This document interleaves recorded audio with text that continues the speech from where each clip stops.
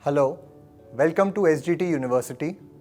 I am Dr. Shikhar Ganjoo, Faculty of Medical and Health Sciences, and today we'll be learning about psoriasis. Psoriasis is a chronic, inflammatory, autoimmune condition. The picture on the right shows epidermal turnover in psoriasis.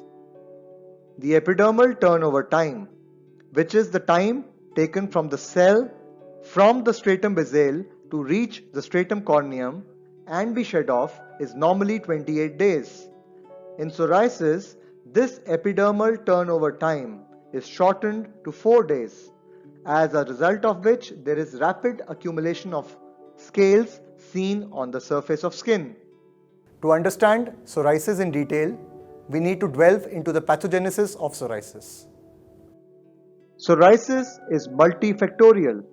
It can happen with such an innocuous trigger such as a streptococcal throat infection in children and be also related to intake of medications such as beta blockers, lithium, chloroquine and interferon alpha. All these factors trigger an increased T helper response, predominantly a T helper 1 and a T helper 17. Thereafter, it leads to an increase in interleukin 23 and interleukin 12, which results in keratinocyte proliferation. There is a concept of Koebner's phenomena in which new lesions happen at the site of trauma. This is because of release of tumor necrosis factor alpha, which also leads to keratinocyte proliferation, and all these factors subsequently result in a flare of psoriasis. Psoriasis can present in a variety of ways. The clinical features of psoriasis include: the first subtype is plaque psoriasis. The patients present with red to salmon pink plaques. They have an associated white or silvery scale. On scraping the scales from the surface of lesions, there is pinpoint bleeding, which is known as the Auspitz sign. The second subtype of psoriasis include inverse psoriasis, which means that the clinical lesions happens in sites which are inverse to the classical psoriasis, such as the axilla or the groins. It is characterized by thin pink plaques. The scaling is minimal. Body folds like axilla and inguinal region are frequently involved. The third subtype of psoriasis is guttate psoriasis. It is a subtype in which the lesions look like raindrop. It happens usually in children. It is preceded by a streptococcal sore throat infection. The next subtype of psoriasis is pustular psoriasis. It presents as small monomorphic sterile pustules. What that means is, if we take a culture of these pustules, they will have no bacteria but only neutrophils. The lesions are surrounded by painful, inflamed erythematous papules. The next subtype of psoriasis is erythrodermic psoriasis. In this, there is more than 90% of the body surface area involvement with redness and scaling. Now it is very important to understand the steps of Grattage test and the demonstration of Auspitz sign. The first step in the demonstration of Grattage test is scraping of the scales of the individual lesions, which is known as the candle sign. After removal of the scales, there is a thin membrane which appears, which is known as the Berkeley's membrane. After removal of the Berkeley's membrane also, there are pinpoint bleeders, which is known as the Auspitz sign. So, while using a blunt object, the scales in a case of plaque psoriasis come off like a candle wax. If progressively removed, a red membrane is revealed called the Berkeley's membrane, and removal of that leads to pinpoint bleeding called the Auspitz sign. Treatment of psoriasis depends on the body surface area of involvement. To the treatment of psoriasis.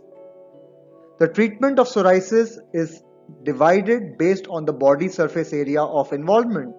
In patients who have stable plaque psoriasis and a localized disease, the treatment of choice includes local corticosteroids, topical vitamin D analogues, narrowband UVB phototherapy limited to the area of involvement, and coal tar.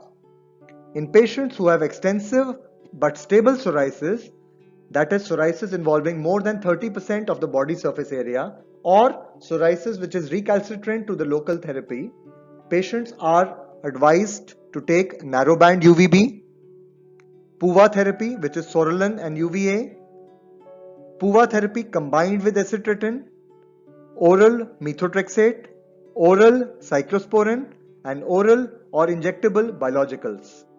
In children with guttate psoriasis, since it is preceded by a streptococcal sore throat infection, systemic antibiotics are the treatment of choice.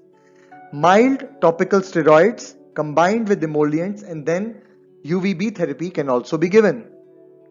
Topical treatment of psoriasis includes vitamin D analogues like calcipotriol, moderately potent topical steroids like mometazone, anthralin, which forms a component of the Ingram's regimen, coal tar, which forms a component of the Gokerman's regimen, and topical salicylic acid, which can be given in 2 percentages, 3% and 6%.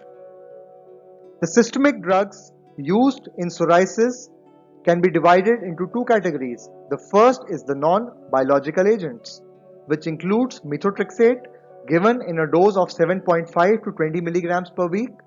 There is a regimen known as Winstein-Frost regimen in which this single dose can be split into 2 or 3 doses. It is important to monitor the liver function tests and the complete blood counts in patients who take methotrexate treatment. The second form of non-biological agent in psoriasis is acitretin, which is the treatment of choice for pustular variant of psoriasis. The third therapy in the non-biological category includes cyclosporin, which is the treatment of choice for erythrodermic psoriasis.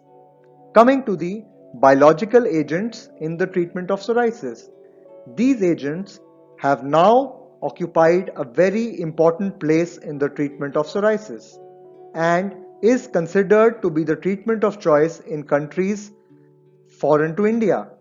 These include etanercept, which is a TNF alpha inhibitor, adalimumab, which is again a TNF alpha inhibitor, infliximab, again a TNF alpha inhibitor, secukinumab, which is an interleukin 17A inhibitor, and ustekinumab, which is a interleukin 12-23 inhibitor. Now coming to a very important modality of treatment in psoriasis, phototherapy. The phototherapy that is usually used in psoriasis is a narrowband ultraviolet B. The wavelength of that light is around 311 nanometers. And this is the phototherapy chamber.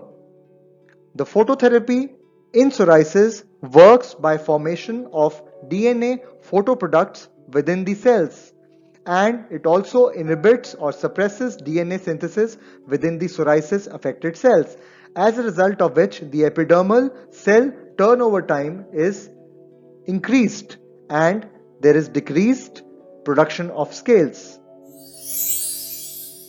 So today we learnt about psoriasis. Next time we'll discuss vitiligo. Till then, keep learning, keep growing. See you next time.